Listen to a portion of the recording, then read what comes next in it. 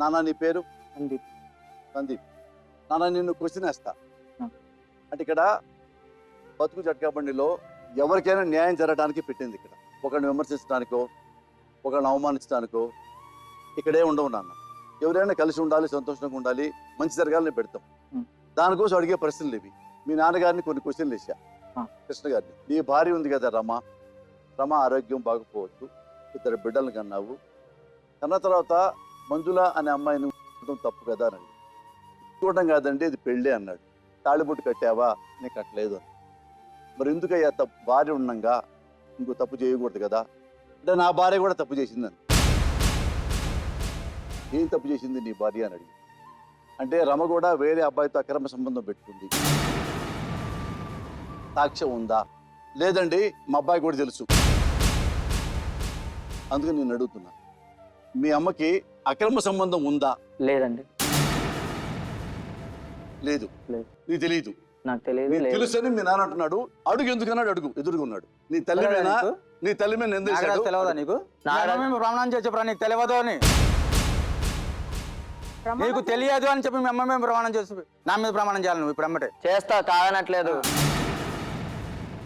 తెలియదా నీకు? నాకు నీ ఫ్రెండ్ గానే తెలుసు. మా అమ్మతో అక్రమ సంబంధం అది ఇది నాకు ఎటువంటి సంబంధం లేదు. తెలియదు. ఇప్పుడు నిన్ను ఇంటికి ఎవరు వచ్చినా నిన్ను నేను అన్నానా మాటలు? ఫస్ట్ మీ అబ్బాయితో అడుగు. అంతే సార్, అయిపోయింది. దానికి అడగడానికి ఏం లేదు సార్. ఆడు లేదు అన్నాడు, అయిపోయింది, వదిలేసా నేను అంతే. కాదయ్యా సార్, ఇక అంతే సార్. విను, ఇప్పుడు ఆమెకు అసలు ఏ అక్షరం పిచ్చి పిచ్చి మాట మాకు. నీ నోటికొచ్చి ఏ చెప్పినా నువ్వేం వాగినా నేను వినమంటావా? చెప్పు, అది వింటా. ఎందుకు సార్? ఎందుకు వినాలి సార్? చెప్పిన దాన్ని అంగీకరిస్తాను. మాట్లాడద్దు, విను. నువ్వేం చెప్పావు? నా భార్య అక్రమ సంబంధం ఉంది, మా అబ్బాయి తెలుసు అన్నావు. నీ కొడుకుని పిలిచా, తెలియదండి వాడు మా నాన్న ఫ్రెండ్ తప్ప మా అమ్మకి ఏం సంబంధం లేదని చెప్పాడు. అది అడుగు. ఇప్పుడు నేను అడుగుతుంటే లేదంటాను కదా సార్. అతను మా నాన్న ఫ్రెండ్ గానే తెలుసు. అయిపోయింది. అతను నీ ఫ్రెండేనా? నా ఫ్రెండ్ కాదు సార్, అది నా ఫ్రెండ్ కానే కాదు. మేము బుల్లరగూడెంలో కిరాయికి ఉంటున్నప్పుడు, వెంగళరావు బుల్లరగూడెంలో ఉంటున్నప్పుడు మా ఇంటి పక్కన కళ్ళు దుకాణం ఉండేది సార్. ఆ కళ్ళు తాగడానికి అక్కడికి వస్తూ ఉండేటోళ్ళు వాళ్ళు. అట్లా నాకు పరిచయం. నా నుండి వీళ్ళకి ఎట్లా పరిచయమో నాకు తెలియదు. అంతకుముందు నువ్వేమన్నావు? రికార్డ్ అయ్యింది. అంతకుముందు వాడెవడో నాకు తెలియదు అసలు. ఇప్పుడేమన్నాడు? తెలుసు, కళ్ళు దుకాణం పరిచయం అన్నావా? సార్ చెప్తే వినండి సార్. నేను తెలుసు, నాకు పరిచయం అని అంటే అట్లనే పరిచయం సార్. కళ్ళు తాగడానికి వస్తూ పరిచయం సార్. అంతకుముందు ఏం నాకు తెలియదు అన్నావు అసలు. నాకు ఫస్ట్ ఎవరు తెలియదు కదా సార్. మరి నాకు కళ్ళు తాగడానికి రాకముందు నాకు అతను ఎవరో తెలియదు. నువ్వు వేరే వాళ్ళ తక్కువ సంబంధాలు నీకు ఉన్నాయి కాబట్టి నీ పెళ్ళాన్ని కూడా ఇరికిస్తే పని అయిపోయిందని. అంతేగా? అంతే. వాళ్ళకేం తెలియదు సార్. వాళ్ళకేం తెలియదు.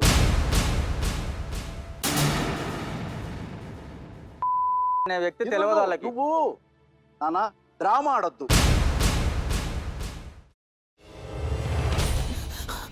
నువ్వు ఇంకేమన్నా చెప్పాలా?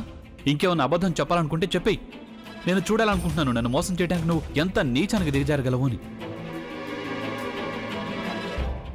ఎందుకు ఆలియా, ఎందుకు నువ్వు ఇలా చేసావు? నీకు తెలుసు కదా నానమ్మ తర్వాత నీ ఒక్కదానిని కదా నేను పూర్తిగా నమ్మేది.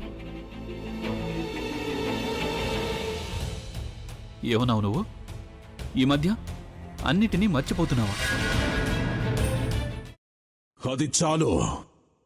వాటిలో ఉన్న శక్తి విషయాన్ని గ్రహించి మనకు వివరిస్తాయి.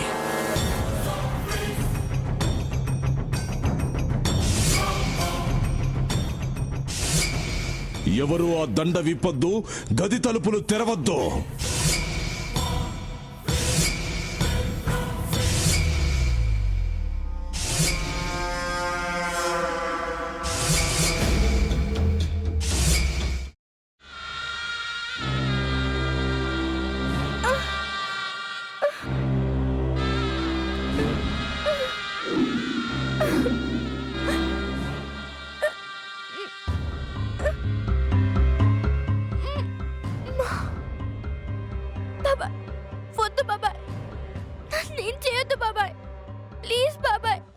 నీకు నిజం తెలిసినప్పుడే నా ఆలోచనలో నువ్వు చచ్చిపోయావు.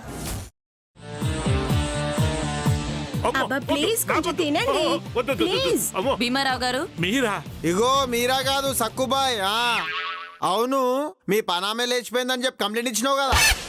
రేయ్, ఆయన కంప్లైంట్ ఇచ్చింది లేచిపోయిందని కాదు, కనిపించడం లేదు అని. అట్లానా? సరే మేడం. ఇడియట్. ఆ వంట మనిషి పేరేంటన్నారు? రత్తాలు మేడం. ఏం పెద్ద మంచి, నీ వంట మంచిని కూడా మేడం అని పిలుస్తావా?